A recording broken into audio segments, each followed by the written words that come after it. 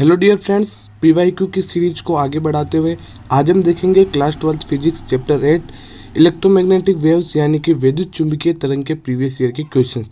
मैं आपको previous year के क्वेश्चंस विद सॉल्यूशन बताने वाला हूं, तो चलिए वीडियो शुरू करते हैं। तो आपका सबसे पहला क्वेश्चन है, मुक्त दिक् स्थान की विद्युतशीलता एप्सिलॉन नॉट, मुक्त दिक् स्थान की चुंबकशीलता म्यू नॉट तथा निर्वात में प्रकाश का वेग सी में सही संबंध है। तो जो रिलेशन है वो है सी स्क्वायर बराबर 1/μ0 एप्सिलॉन नॉट। अगर आपको यहाँ से सी चाहिए तो सी बराबर हो जाएगा 1/√μ0 और एप्सिलॉन नॉट। इसके बाद क्वेश्चन नंबर सेकंड है, विद्युत चुंबकीय तरंगों में विद्युत क्षेत्र एवं चुंबकीय क्षेत्र के मध्य पहला कोण एवं दूसरा कलांतर का मान लिखिए। तो विद्युत चुंबकीय तरंगों में विद्युत क्षेत्र व चुंबकीय क्षेत्र परस्पर लंबवत होते हैं, तो कोण कितना होगा इनके मध्य 90 डिग्री और कलांतर का जो मान होगा वो होगा 0 डिग्री। क्वेश्चन नंबर थर्ड है, कोई दो मैक्सवेल समीकरण लिखिए। मैक्सवेल के 4 समीकरण हैं, आप 4 समीकरण में से कोई भी 2 समीकरण लिख सकते हैं। पहली समीकरण देख लीजिए, integration E dot D A बराबर sigma Q upon epsilon naught. Second है integration B dot D A बराबर 0। तो ये 2 मैक्सवेल समीकरण हैं। इसी तरीके से 2 और मैक्सवेल समीकरणें होती है, तो आप कोई भी 2 मैक्सवेल समीकरण लिख सकते हैं।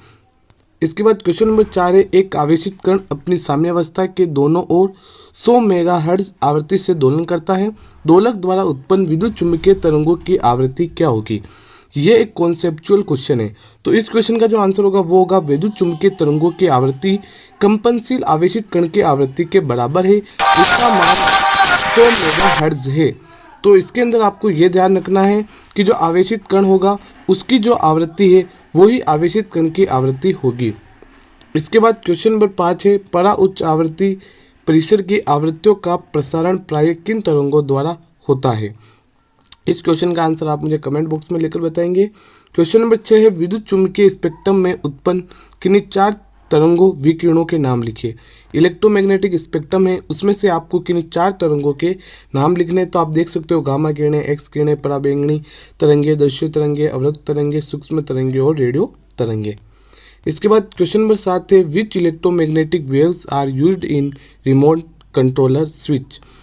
तो इस क्वेश्चन का जो आंसर है वो है इंफ्रारेड वेव्स, यानी कि अवरक्त किरणें रिमोट नियंत्रक में प्रयुक्त होती है। क्वेश्चन नंबर 8 है, विस्थापन धारा किसे कहते हैं? आवेशी संधारित्र के लिए विस्थापन धारा का सूत्र प्राप्त कीजिए। एम्पियर मैक्सवेल के नियम को लिखिए। तो आपको विस्थापन धारा की परिभाषा लिखनी है, इसके बाद विस्थापन धारा का सूत्र और इसके बाद आपको एम्पियर मैक्सवेल का नियम लिखना है। क्वेश्चन नंबर 9 है, निर्वात नलिका में मैग्नेट्रॉन द्वारा उत्पन्न विद्युत चुंबकीय तरंग का नाम लिखिए। तो वो है आपके माइक्रो या फिर सूक्ष्म तरंग। इसके बाद क्वेश्चन नंबर 10 है, जो कि एक छोटा सा न्यूमेरिकल है। क्या है? एक रेखीय ध्रुवित विद्युत चुंबकीय तरंग का संचरण चित्र बनाइए तथा EMW के कोई 2 गुण लिखिए। यानी कि आपको विद्युत चुंबकीय तरंग का संचरण होता है उसका चित्र बनाना है, साथ ही विद्युत चुंबकीय तरंगों के 2 गुण लिखने हैं। इसके बाद इसी के अंदर क्वेश्चन है, निर्वात में एक विद्युत चुंबकीय तरंग से संबंध चुंबकीय क्षेत्र का आयाम है वो 50 यानी कि 50 × 10⁻⁻8 टेस्ला है। तो आपको क्या करना है, तरंग से संबंध EF का मान आपको वोल्ट प्रति मीटर में लिखना है। तो यहाँ पर आपको B नोट कितना दे रखा है, 50 × 10⁻⁻8 टेस्ला। यहाँ पर आपको E नोट निकालना है। तो आपको एक सूत्र याद रखना है, इसमें C बराबर E/B। इस सूत्र की सहायता से आपको E नोट की वैल्यू निकालनी है। तो क्या हो जाएगा, C × B नोट। C की वैल्यू होती है 3 × 10⁸ और B नोट की वैल्यू अपने को क्वेश्चन में दे रखी है। इन दोनों को गुणा कर दो, आपके पास आंसर आ जाएगा। क्वेश्चन नंबर 11, एम्पियर मैक्सवेल के नियम का गणितीय समीकरण लिखिए। तो एम्पियर मैक्सवेल का नियम क्या होता है? इंटीग्रेशन B डॉट DL बराबर μ0 IC plus epsilon 0 d∅E/dt। IC क्या है? चालन धारा। एप्सिलॉन 0 d∅B/dt ये आपके विस्थापन धारा है। इसके बाद क्वेश्चन नंबर 12 है, विद्युत चुंबकीय स्पेक्ट्रम के उन विकिरणों के नाम लिखिए। ये विकिरण से संबंधित क्वेश्चन है। पहला है, वातावरण में ओजोन परत द्वारा अवशोषित किए जाते हैं, तो वो आपके पराबैंगनी विकिरण है। दूसरा, उच्च वेग वाले इलेक्ट्रॉनों की धातु लक्ष्य पर बमबारी से उत्पन्न किरणें कौन सी होती है? एक्स किरणें। तीसरा, संचार उपग्रह में कौन सी तरंगें प्रयुक्त होती है? तो सूक्ष्म तरंगें। चौथा है, लगभग 400 नैनोमीटर से 700 नैनोमीटर तरंग दैर्ध्य परास रखते हैं। तो ये जो किरण होती है वो होती है आपके दृश्य प्रकाश की किरण।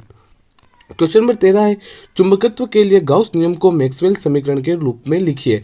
तो क्या समीकरण होगी, integration B dot D A बराबर 0। गाउस के नियम है उसको आपको मैक्सवेल समीकरण के रूप में लिखना है। दूसरा है 1/√μ0 एप्सिलॉन नोट का मान लिखिए। पहले ही बताया था 3 × 10⁸ जो कि c के बराबर होता है। क्वेश्चन नंबर 14 है जिसके अंदर पहला है दिक्काल मुक्त आकाश में किसी बिंदु पर विद्युत क्षेत्र सदिश का परिणाम दे रखा है, इस बिंदु पर चुंबकीय क्षेत्र सदिश का परिणाम निकालना है। तो मैंने आपको फॉर्मूला बताया था C बराबर E/B। इस फॉर्मूले से आपको क्या करना है, B की वैल्यू फाइंड करनी है। अगला क्वेश्चन है पराबैंगनी अवरक्त तथा एक्स किरणों में से किसकी तरंगदैर्ध्य अधिकतम होगी। तो इस क्वेश्चन का जो आंसर होगा वो होगा आपके अवरक्त विकिरण, इसकी जो तरंगदैर्ध्य है वो सबसे अधिकतम होगी। तो ये जो प्रीवियस ईयर के क्वेश्चन सारे के सारे मैंने आपको बता दिए हैं। अब मैं कुछ टॉपिक्स है जो इस चैप्टर के आपको बता देता हूँ जिनसे आपके एग्जाम में क्वेश्चंस आते हैं। सबसे पहला है विस्थापन धारा। आपको विस्थापन धारा किसे कहते हैं, विस्थापन धारा का सूत्र अच्छे से देखना है। फिर एम्पियर मैक्सवेल नियम, एम्पियर मैक्सवेल का नियम क्या है वो आपको अच्छे से याद करना है। इसके बाद एम्पियर मैक्सवेल की समीकरण, 4 समीकरण हैं, चारों के चारों समीकरण आपको याद करने हैं। इसके बाद EMW यानी कि इलेक्ट्रोमैग्नेटिक वेव्स विद्युत चुंबकीय तरंग, इसका आपको चित्र आना चाहिए और इसके गुण हैं वो आपको देखने हैं। इसके बाद आपको इलेक्ट्रोमैग्नेटिक स्पेक्ट्रम यानी कि विद्युत चुंबकीय स्पेक्ट्रम, ये आपको देखना है। बस ये जो टॉपिक्स है वो आप तैयार कर लीजिए, काफ़ी छोटा चैप्टर है और 2 मार्क्स का है। तो आपको वीडियो कैसी लगी कमेंट बॉक्स में लिखकर जरूर बताएं। तो चलिए मिलते हैं आपसे अगली वीडियो में, तब तक के लिए बाय बाय।